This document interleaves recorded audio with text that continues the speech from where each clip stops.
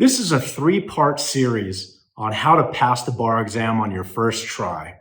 We're going to cover context, content, and performance in three different videos. In this first video, we're going to talk about context, and I'll get into that in just a second. So, give you a little background on my story. Let me give you a little background on me so you know where I'm coming from when I talk about passing the bar exam. I went to a very average law school, and my GPA was about 85%. I was not an extraordinary student. I didn't have extraordinary credentials, but I did have a bar prep class that was put on by Barbary, and it was extremely helpful. However, when I took the California bar exam, the overall pass rate was only 31%. It was one of the lowest pass rates in the history of the California bar. It was also 18 hours over 3 days. Now the bar exam has been reduced down by about 30%. It's only 12 and a half hours over 2 days. So from that perspective, there's less workload, one less day, and therefore it should be easier to retain the information that you need, especially how they've set it up now with the essays on the first day and the MBE on the second day. I passed that bar exam and went on to pass 2 other bar exams in 2 other states, neither of which offered reciprocity to California. So I basically had to repeat the entire process over again. And so I did it 3 times successfully. And my approach was very methodical and very systematic. And I found that it worked very well for me. And I think it can work for you too. So let's get into it. In this first video, we're going to focus on context. What do I mean by context? What I mean is there are a whole bunch of factors that go into your life that surround preparing for and studying for the bar exam that have nothing to do with the actual material of studying, but are more about the life that you live, the calendar you keep, where you spend your time, energy, and focus. That's what I mean about context. The other thing is that the bar exam is not at all like a law school exam. It is quite a different animal and requires a very different approach to preparing, studying for, and taking the exam. And over this 3-part series, we'll get into each one of those. But again, back to context. I had over $200,000 of student loan debt. I had no job. And I knew that passing the bar was my ticket to becoming a lawyer, and that I couldn't afford to wait another 6 months if I didn't pass the bar just to take the next bar exam, let alone the 2 to 4 months to wait for your bar results afterwards. I treated the bar exam like it was going to be a make or break for my career. I took it extremely seriously and put a lot of focus into it.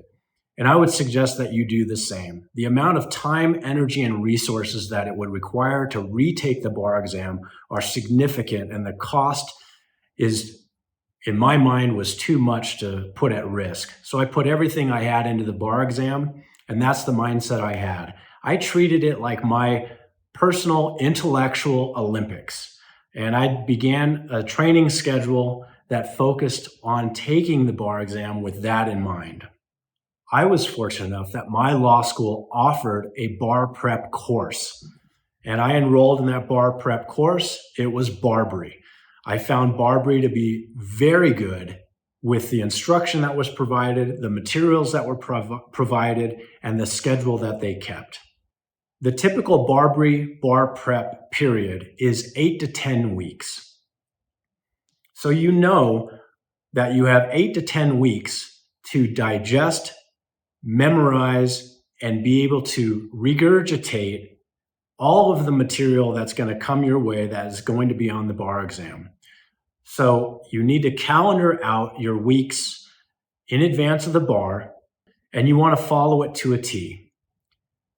I studied 8 to 10 hours a day, 6.5 days a week. I would take Sunday afternoon off just to recover and recuperate and just try to relax a little bit. So that was my approach. I also wanted to make sure that my sleeping schedule my study schedule, and my brain performance was aligned with the actual bar exam. So I highly recommend that you find out exactly what time the bar exam starts for you and then work backwards from there. I know in California, it starts at around 8:15 or 8:30 in the morning. And so I would back up from that the amount of time that it takes my brain to warm up. It usually takes me about 45 minutes in the morning to have my coffee, to wake up, to get my brain sharp. And so I need to add that 45 minutes in. I also need to add in the amount of travel time that it takes to get from my house to the testing location. And I also want to pad that with a little bit of cushion just to make sure that I would not be late for the bar exam, or if anything else came up, that I could resolve that. And that would be the time that I would wake up. And so for me, that was always going to be about 2 hours before the bar exam started. So I set my alarm for 6 or 6:30 every single morning, 7 days a week, so that my sleep schedule, my sleep pattern, and my study schedule matched the schedule that the bar had. What did that mean? That means that I couldn't stay up until 2 a.m. studying. That means that I had to go to bed by 10 o'clock to make sure I got a full night's sleep. And so you can see just that context of calendaring, scheduling will set you apart and make sure that your body and your mind and your habits are aligned with performing well on the day of the exam. Let's talk about your friends, your social networks, your social media, and your phone. You should seriously consider turning all your notifications off on all of your devices, your phone, your laptop, any other electronic devices that you have. You must kill all your notifications. They are doing nothing but distracting you and taking your mind off of studying and off of passing the bar. I would go a step further and say you should probably just turn your phone off and put it in another room between the hours of 8 a.m. and say 6 p.m. This will ensure that your phone and your social network and all of the distractions that we face every single minute of every single day are not going to be a part of your bar study process. The only device you should have open is your laptop that you're using to prepare your outlines for. And even the other programs, you simply should not be looking at during the day. I would highly recommend that. I think that's the approach that I would take today. And that is the approach that I took when I studied for the bar. Now you might think, well, what about my family? What about my friends? Well, guess what? They're all rooting for you. They want you to succeed.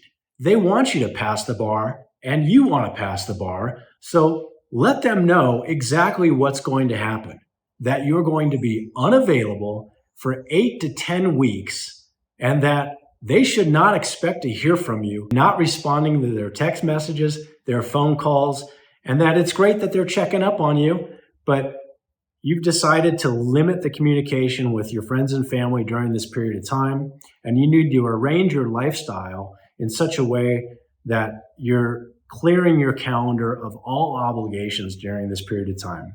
Initially, you might think this sounds a little bit harsh or a little bit difficult to achieve. Maybe you have certain life obligations. Maybe you have children. Maybe you have a spouse. Maybe you have parents that you need taken care of. But I can't emphasize enough that if you don't make passing the bar your number one top priority, you're putting your performance at risk, and you're going to put a lot of pressure on all of your family members if you do not pass the bar. So make sure they understand the seriousness of this. If you have children or you need to take care of parents, you need to find an alternative support system that allows you to spend 8 to 10 hours a day studying without interruption. Same goes with birthdays, parties, all types of social events. I would strongly recommend you simply clear them from your calendar so that you can focus 100% on preparing for the bar exam.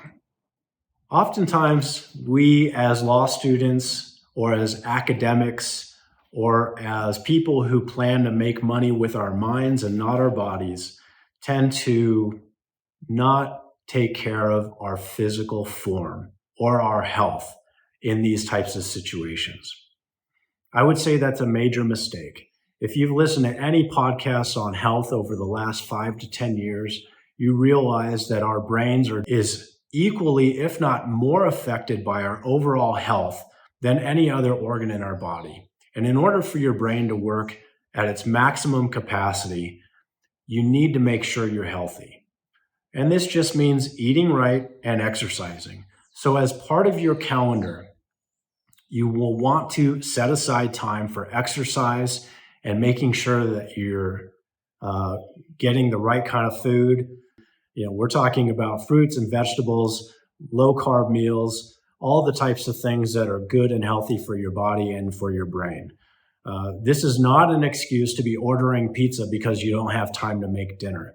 This is a time where you should be figuring out in advance, how can I order enough food to have it ready and available for me? And make sure that it's cooked in a healthy and efficient manner. In fact, you might want to cook a big meal once every 2 or 3 days, and that way you have leftovers that you can use to eat. It'll save you time and energy. But in any case, you need to eat healthy, and you also need to exercise. The type of exercise that most scientists have shown to really support the brain function is cardiovascular and aerobic exercise. This might just be walking. It might be running or riding a bike, whatever it is that you like to do. But I found that I just would walk 30 to 40 minutes a day, every single day. And I would use that time to mentally go over my notes and try to remember my outlines and practice visualizing the different subjects. And I realized that as I was oxygenating my brain and going through this review process in my mind, I could really use it as effective study time and exercise together. And it was extremely effective. So I made that part of my routine. You can do that whenever you want.